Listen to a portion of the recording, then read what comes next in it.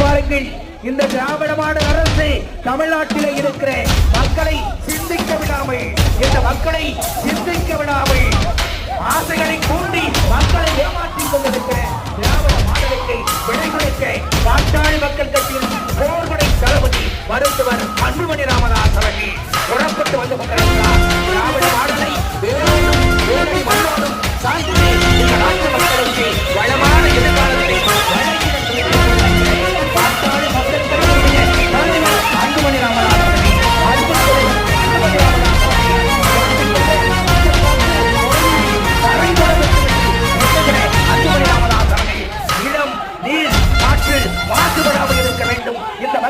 சந்தோஷமாக வாழ வேண்டும் என்று நினைக்கிற அன்புமணி ராமதாஸ் அவர்கள், பாட்டாளி மக்கள் கட்சியுடைய தலைவர் அன்புமணி ராமதாஸ் அவர்கள் இதோ நம்முடைய திருப்பரம்பூர் பகுதியிலே 3வது நாள் நடைபெறத்தை தமிழக